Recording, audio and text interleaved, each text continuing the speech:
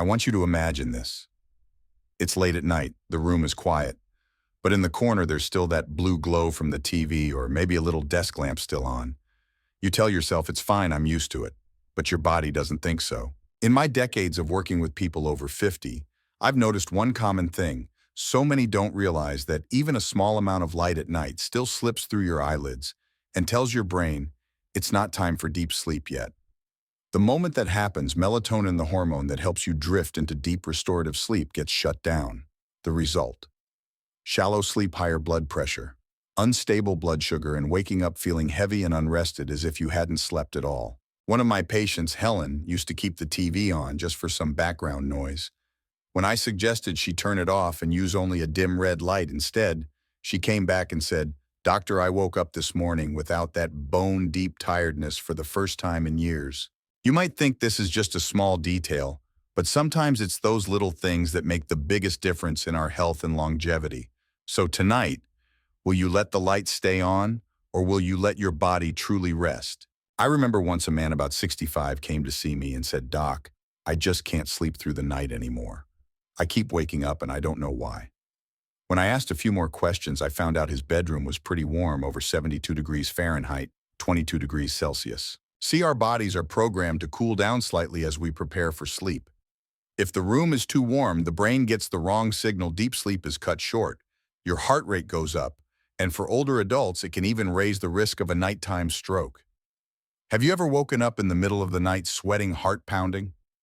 That's not random, your body is sounding an alarm. One simple but powerful fix is to keep your bedroom between 60 and 67 degrees Fahrenheit, 19 degrees Celsius.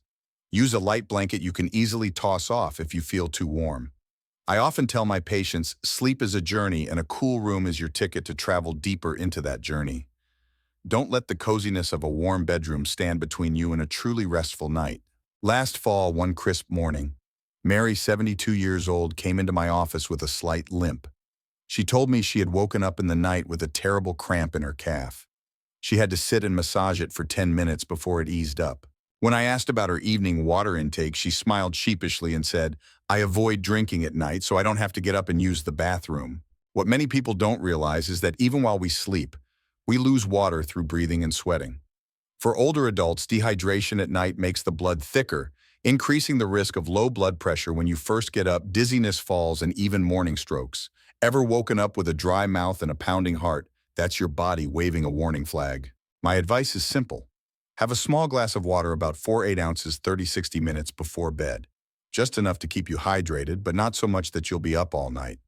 It's a tiny habit, but it can be the shield that protects you through the long hours of the night.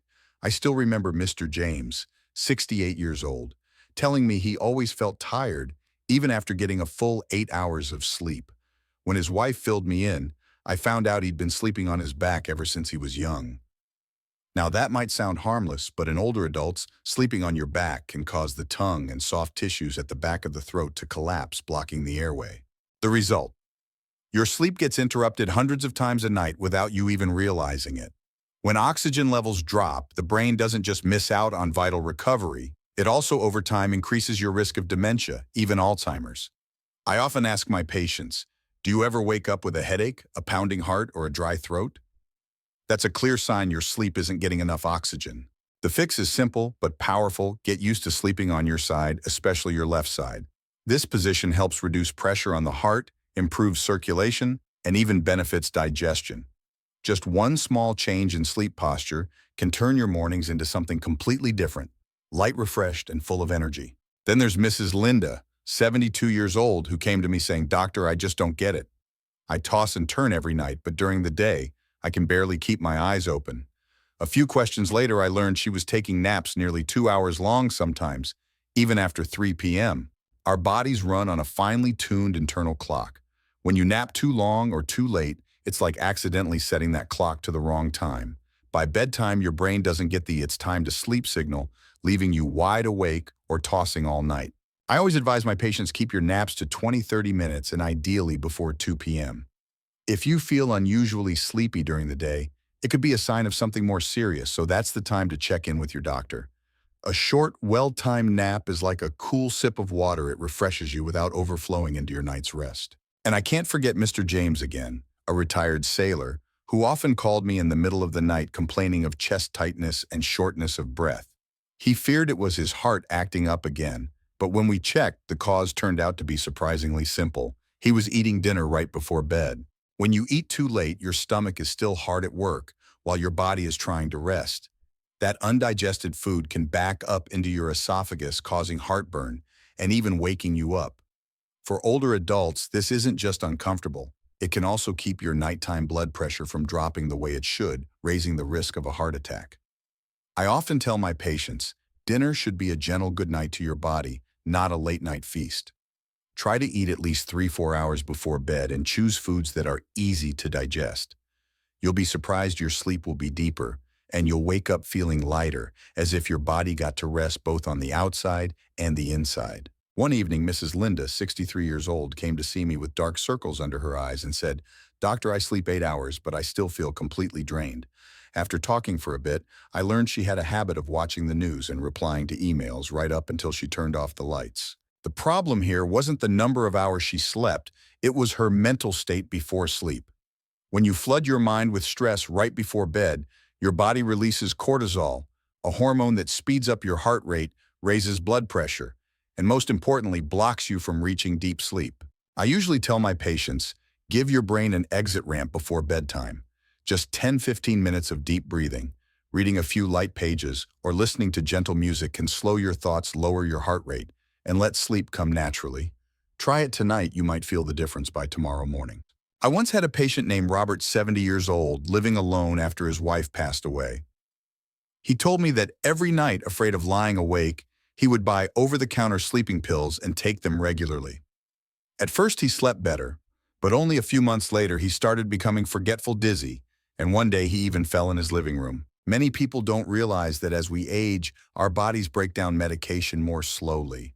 Those pills which seem harmless can build up, causing confusion, loss of balance, and even memory decline. I had to sit down with Mr. Robert and help him stop the pills entirely, replacing them with natural methods, deep breathing exercises, a warm bath, and keeping a regular bedtime. Just a few weeks later, he told me, "Doctor, for the first time in a long while, I slept without fear." If you're thinking about taking sleeping pills, remember, never decide on your own. Let your doctor guide you, because sleep is meant to heal, not to trade away your health. You see, sleep isn't just downtime. It's when your body heals, your muscles recover, and your memory gets organized. But if we allow small habits like bright lights, noise, or the wrong sleep position to interfere, we're cutting short one of the most precious gifts we have. I've been in this profession for over 30 years, and I always tell my patients, you can't control your age, but you can absolutely control the quality of your sleep. So tonight, try turning off the TV a little earlier, dimming the lights, and keeping the room quiet. In just a few weeks, you'll notice a difference not only in your sleep, but in your energy, memory, and heart health. If this video was helpful, share it with your loved ones so they too can enjoy peaceful, restorative sleep. Because once you sleep deeply, every morning becomes a fresh start, full of life and strength.